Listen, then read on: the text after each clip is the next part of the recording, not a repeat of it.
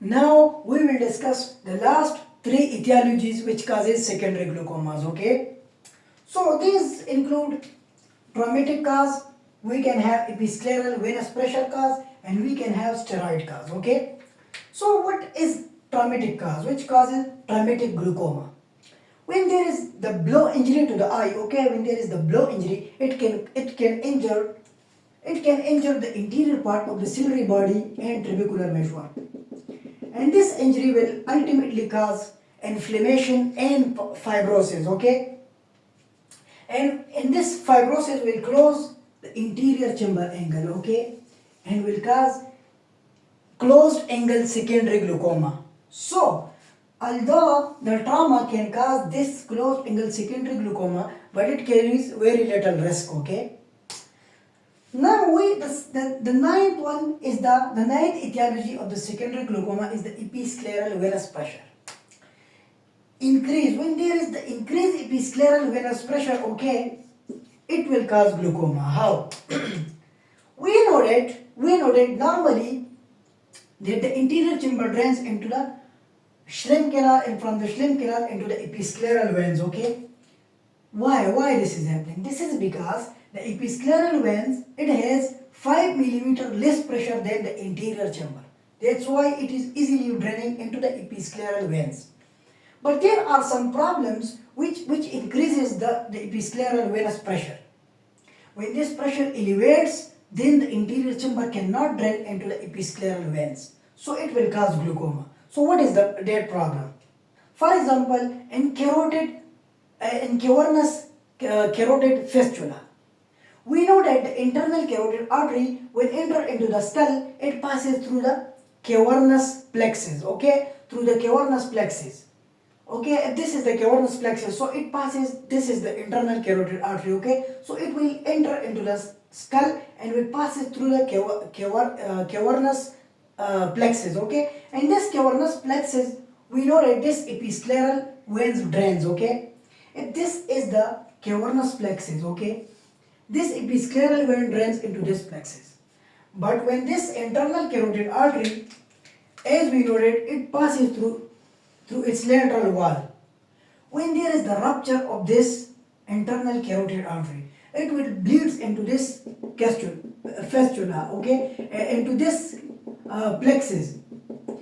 This is called cavernous carotid fistula because there is the rupture of the internal carotid artery into the cavernous plexus. So a cavernous carotid fistula will be created, which will elevate the pressure of this cavernous plexus, and it will ultimately increase the pressure in episcleral veins, and now the aqueous humor cannot be drained into the episcleral veins, which will cause episcleral venous pressure glaucoma, okay? The last etiology of the secondary glaucoma, it is the steroid-induced glaucoma. So the use of systemic and topical therapy for a long time, it can cause glaucoma. How it can cause glaucoma? The glaucoma can be caused by two mechanisms. First of all, we know that if this is the trabecular meshwork, okay, if this is the trabecular meshwork, okay, these are the perforations, okay. So these perforations are surrounded by the cells, which are called trabeculocytes or goniocytes, okay.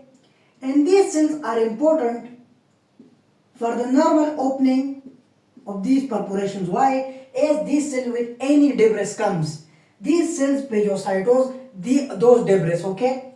These cells phagocytose those debris and keeping these perforation open and intact.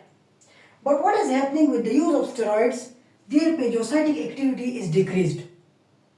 When there is the decreased phagocytic activity, the debris will accumulate in these perforations, okay? The debris will accumulate in these perforations and will block and will occlude the trabecular meshwork perforations, okay? And will increase the intraocular pressure.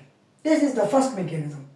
The second mechanism of the steroid-induced glaucoma is that we know that there is the extracellular matrix, okay? In between these cells in the trabecular meshwork, we have extracellular matrix. And these extracellular matrix contain long chain carbohydrates such as glycose aminoglycans. Okay, so we have long chain of carbohydrates, and these carbohydrates, they are continuously broken down by the hydrolytic enzymes. Okay, so the hydrolytic enzymes, they are normally maintaining the balance by breaking down these long chain carbohydrates.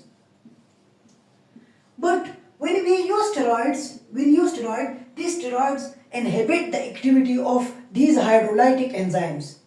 So what will happen? These long chain carbohydrates, which are present in the extracellular matrix of trabecular meshwork, these will accumulate. When these long chain carbohydrates accumulates in the trabecular meshwork of extracellular matrix, what will happen? They will absorb a lot of water. Okay, a lot of water will be absorbed.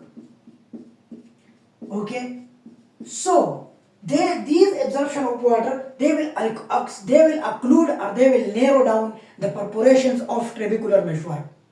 So because of the reduced trabecular phagocytic activity, there will be the accumulation of debris. Okay, plus when there is the absorption of water, it will further decrease the size of perforations, and there will be the accumulation of aqueous humor, as the aqueous humor cannot drain because of the occluded or narrowing of the trabecular meshwork. So it will accumulate and it will cause the IUP to be elevated. Okay, so these are the two mechanisms by which steroid causes glaucoma. Now, how will the patient present to us? Clinical features are that we will have increased IUP. Okay, we will have increased IUP, plus there will be the history of steroid use. Okay, we will have a long history of steroid using. Okay, now how can we diagnose the condition? Condition can be diagnosed by gonioscopy, evaluation of the anterior chamber angle, plus toniometry. Okay, in which we measure the pressure. The treatment is that we will prescribe the patient anti-glaucomic therapy, plus we will advise the patient to avoid steroid, or if he or she is using steroid, stop the using of steroids. Okay, so the prolonged use of steroids can cause glaucoma by these mechanisms. Okay, this was about the secondary glaucomas. Okay, which has been completed. Guys, I also have prepared notes. I will give you the link in the description. You can go through the notes and can learn more. Thanks for watching the video.